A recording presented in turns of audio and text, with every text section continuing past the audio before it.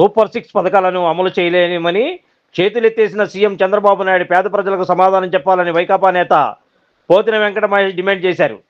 YS Jagan పథకాలు అమలు చేస్తే ఏపీ మరో బీహార్గా మారుతుందని చెప్పిన చంద్రబాబు సూపర్ సిక్స్ పథకాలను అమలు చేస్తానని చెప్పి ప్రజల చేత ఓట్లు వేయించుకొని అమలు చేయడం సాధ్యం కాదని చెప్పడం ప్రజలను మోసం చేయడం కాదా అని ప్రశ్నించారు. ఎన్నికలకు ముందు సూపర్ సిక్స్ పథకాలు అమలు చేస్తామని చెప్పి డిప్యూటీ సీఎం పవన్ కళ్యాణ్ ఇప్పుడు మాట్లాడాలన్నారు. బాబు పవన్ కళ్యాణ్ ఇచ్చిన వాగ్దానాలను ఎందుకు అమలు చేయడం లేదన్నారు. తెలంగాణ సీఎం దావోస్ వెళ్లి కోట్లాది రూపాయల పెట్టుబడులను తెలంగాణలో పెట్టేందుకు ఎంఓలు కుదుర్చుకుంటే ఏపీ సీఎం ఎన్ని కోట్లు పెట్టుబడి ఆంధ్రాకు తెచ్చారో చెప్పాలన్నారు. వైఎస్ జగన్ హయాంలో ఏపీలో అభివృద్ధి జరిగిందన్నారు. వసూళ్లు చేయడం అంటే సంపద సృష్టించడం అంటారా అని ప్రశ్నించారు. జగన్ దగ్గర చంద్రబాబు పవన్ కళ్యాణ్ ట్యూషన్ చెప్పించుకోవాలని అన్నారు. జగన్ సంక్షేమ పథకాల అమలులో సెంచరీ కొడితే పవన్ చంద్రబాబు డక్అవుట్ అయ్యారని ఎద్దేవా చేశారు. అందరికీ నమస్కారం. చంద్రబాబు నాయుడు గారి సారథ్యంలో కూటమి పాలన సూపర్ సిక్స్ పథకాలు అమలు చెయ్యలేమని, నేను సంపద సృష్టించలేనని, నేను పేద సామాన్య వర్గాలకి ఇచ్చినటువంటి హామీలని అమలు చెయ్యలేనని చంద్రబాబు నాయుడు గారు నిన్న చేతులెత్తేశారు. ఇది పేద సామాన్య వర్గాల్ని మీరు మోసం చేయడం కాదా అని చంద్రబాబు గారిని ఒక్కళ్ళనే కాదు, పవన్ కళ్యాణ్ గారిని కూడా సూటిగా ప్రశ్నిస్తా ఉన్నాం. ఎన్నికల సమయంలో కూడా సూపర్ సిక్స్ అమలు చేస్తాం అని చంద్రబాబు గారు ఓదరగొట్టారు. 40 సంవత్సరాల అనుభవం ఉంది, నేను అద్భుతంగా పాలన చేస్తా జగన్ గారికి మించి అని ఇష్టానుసారం మాట్లాడారు. వీరితో పాటు పవన్ కళ్యాణ్ గారు కూడా సూపర్ సిక్స్ అమలు చేయించే బాధ్యత నాది, నన్ను నమ్మండి, కూటమికి మద్దతు ఇవ్వండి, ఓట్లు వేయండి అని ఆయన చంద్రబాబు గారితో కలిసి ప్రచారం చేశారు. మరి ఈ రోజున పవన్ కళ్యాణ్ గారు నిన్న చంద్రబాబు నాయుడు గారు సూపర్ సిక్స్ అమలు చేయలేమని వారు ప్రకటించారు. దీని మీద మీరు స్పందించాలి, పోరాడాలి, సూపర్ సిక్స్ అమలు చేయించే బాధ్యత మీరు తీసుకోవాలి. లేదంటే ప్రజల్ని నమ్మించి మోసం చేసిన మిమ్మల్ని కూడా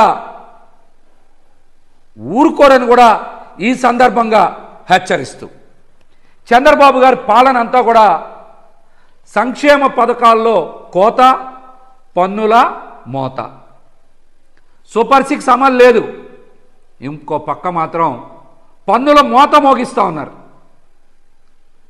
విద్యుత్ ఛార్జీలు పెంచి 15,000 కోట్ల రూపాయలకి పైగా భారం వేశారు.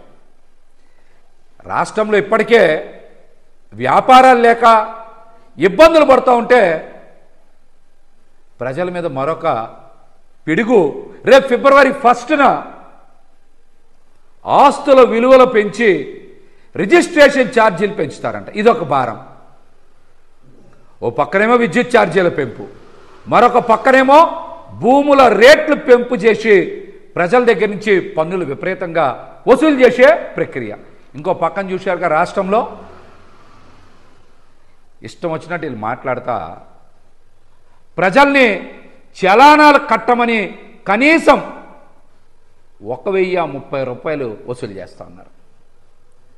పాత చలానాలు కూడా కడితేనే మీరు ఇక్కడి నుంచి వెళ్ళండి అని చెప్పి ప్రజల్ని నానా ఇబ్బందులు పెడతా ఉన్నారు.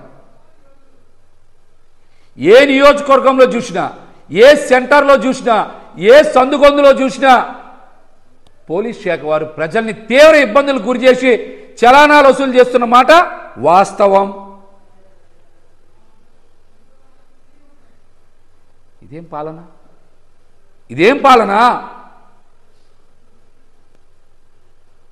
సంపద సృష్టించడం అంటే ప్రజల మీద విద్యుత్ ఛార్జీలు పెంచడం, భూమి రేట్లు పెంచి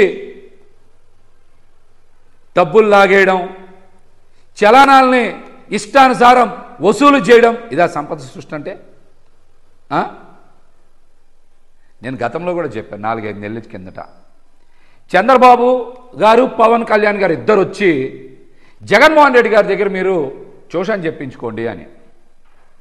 నేను 4 నెలల కిందటనే చెప్పే ఈ మాట.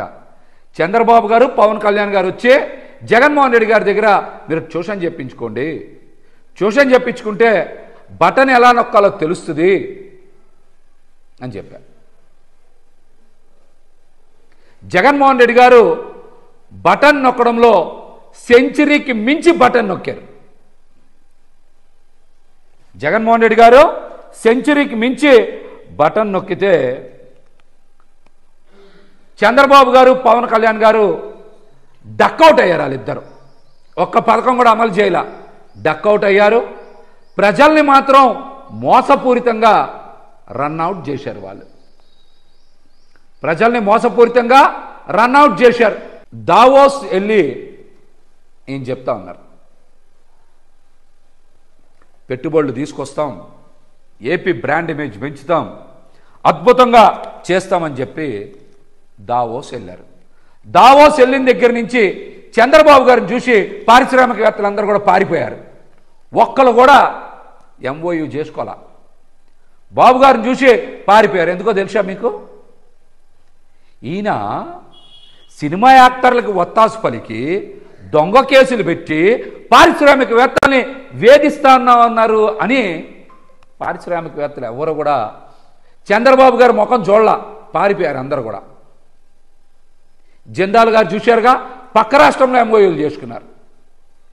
మిట్టల్ గారు ఎంఓయూ చేసుకుంటున్నారు 3 రోజులు అని చెప్పారు, ఆయన కూడా ఏపీ ముఖం చూడలా. మిట్టల్ గారు కూడా ఏపీ ముఖం చూడలా.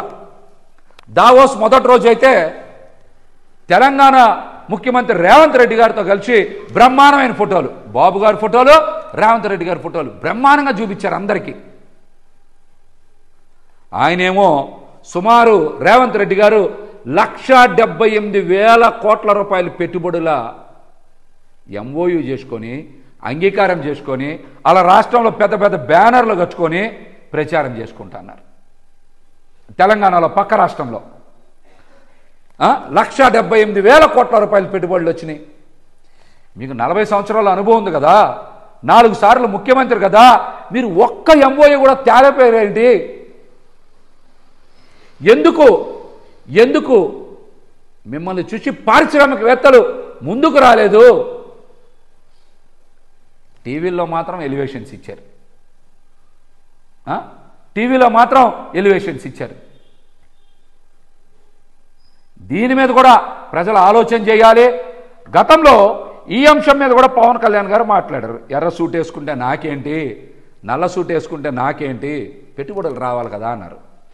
పవన్ కళ్యాణ్ గారు మీరు కూడా ప్రభుత్వంలో భాగస్వామ్యమే కదా, ఈ రాష్ట్రంలో ఒక్క ఉప ముఖ్యమంత్రి మీరే కదా, మరి మీరు దావోస్ పెట్టుబడుల మీద స్పందించాలి. ఎందుకు ఈ ప్రభుత్వానికి ఒక్క రూపాయి పెట్టుబడి కూడా రాలేదో మీరు రాష్ట్ర ప్రజలకు సమాధానం చెప్పాలి. ఇది ప్రభుత్వ వైఫల్యం కాదా అని మిమ్మల్ని షూట్గా ప్రశ్నిస్తాం. Like, subscribe and press the bell icon for new updates.